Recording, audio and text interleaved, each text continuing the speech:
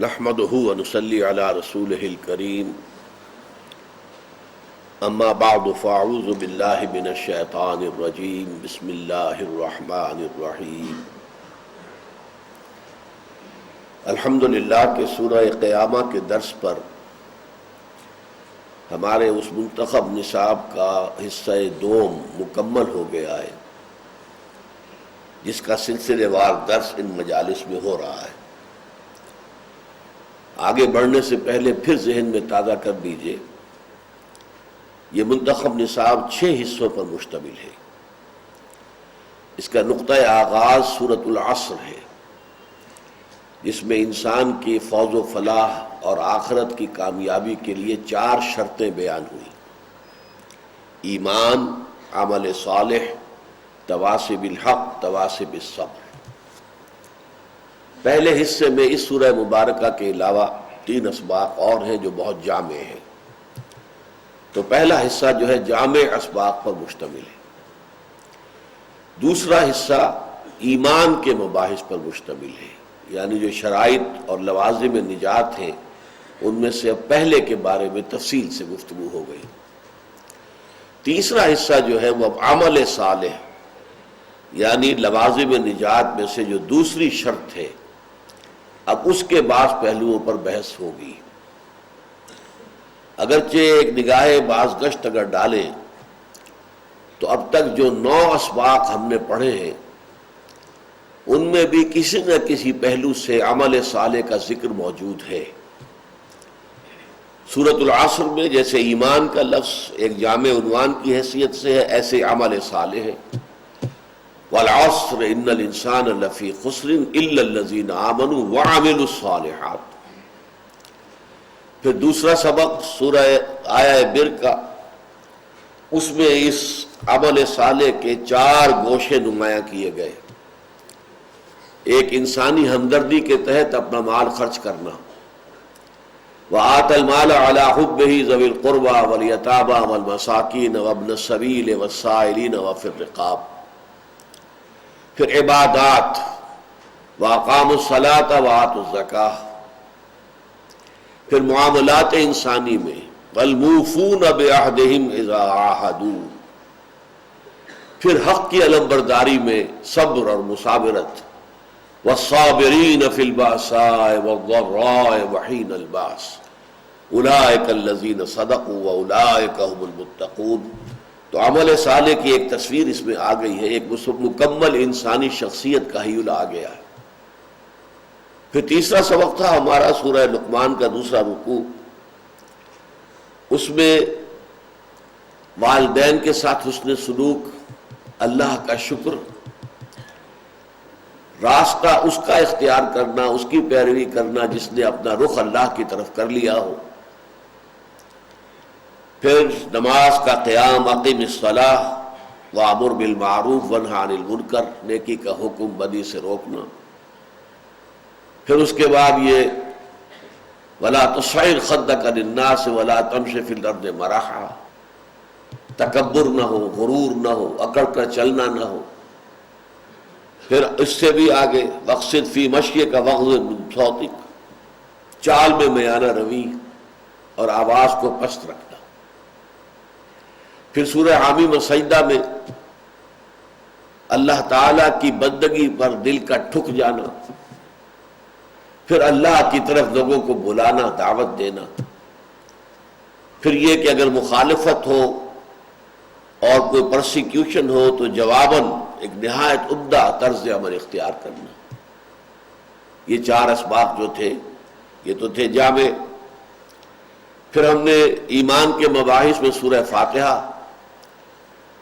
فاتحہ میں ایمان جو ہے وہ انڈرسٹوڈ ہے کہ ایک شخص پہلے خود کہہ رہا ہے الحمدللہ رب العالمین الرحمن الرحیم مالک یوم الدین ایاک نعبد و ایاک نستعین، اور اس کے بعد وہ ہدایت طلب کرتا ہے عمل کے لیے۔ یہ عمل کا پہلو ہے، میں کیا کروں کیا نہ کروں، اس کے ضمن میں پروردگار میری عقل جو ہے فیصلہ نہیں کر پاتی، خصوصاً اجتماعی معاملات میں، بس میری رہنمائی فرما۔ اس کے بعد سورہ آل عمران میں ایمان کیسے تدریجاً پیدا ہوتا ہے اولو الالباب میں، ہوش مند لوگوں میں، سلیم العقل سلیم الفطرت میں، اور اس کے بیان کے بعد ان کے کردار کا نقشہ دکھا دیا. فالذین ہاجروا واخرجوا من دیارہم واوذوا فی سبیلی وقاتلوا وقتلوا، حق کے لیے انہوں نے گھر بار چھوڑنا پڑا تو چھوڑا، ہجرت کرنی پڑی تو کی، تکلیفیں اور ٹارچر برداشت کرنا پڑا تو کیا، اور پھر جنگ میں، میدان جنگ میں نقد جان ہتھیلی پر رکھ کر آنا ہوا تو آئے، قتل کیا بھی قتل ہوئے بھی. یہ ایک ایکٹیوسٹ زندگی جو ہے، انقلابی زندگی، اس کا نقشہ ہے. سورہ نور میں جو ہے اس کے برعکس ایک تعبدی عبادت گزار انسان کی زندگی، ذکر الہی کا شوق رکھنے والی زندگی. تو اس میں فرمایا گیا کہ فی بیوت اذن اللہ ان ترفع ویذکر فیہا اسمہ یسبح لہ فیہا بالغدو والآصال رجال لا تلہیہم تجارۃ ولا بیع عن ذکر اللہ واقام الصلاۃ وایتاء الزکاۃ. یہ بھی ایک نقشہ ہے. اور یہ دو نقشے جو ہے سورہ آل عمران کی آخری آیات میں اور جو سورہ نور کی ان آیات میں آئے، ان سے در حقیقت تصویر کے دو رخ مل کر بندہ مومن کی جو شخصیت ہے اس کا ایک مکمل حیولہ سامنے لے آتے ہیں. اس کا ایک پہلو یہ ہے، دوسرا پہلو یہ ہے. اس کے بعد پھر سورہ تغابن جو ہے اس میں پہلے رکوع میں ایمان کی بحث اور دوسرے رکوع میں ایمان کے لوازم، نتائج، ثمرات، راضی برضائے رب رہنا، اطاعت ہر حال میں اللہ کے اور اس کے رسول کی، توکل صرف اللہ پر ہونا، اولاد اور اپنے مال و اسباب کو اور بیوی کو، ان کی محبتوں کو اپنے لیے ایک خطرے کا نشان سمجھنا. مبادا کہیں ذرا انسان غافل ہو تو ان میں سے کوئی محبت جو ہے وہ غالب آ کر اور آپ سے کوئی غلط کام کروا لے. اللہ کی راہ میں خرچ کرنا، سمع و طاعت کی زندگی گزارنا، یہ سارا نقشہ جو ہے سورہ تغابن میں آ گیا. اس کے بعد سورہ قیامہ. تو یہ سارے نقشے عمل صالح کے ہمارے سامنے آ چکے ہیں.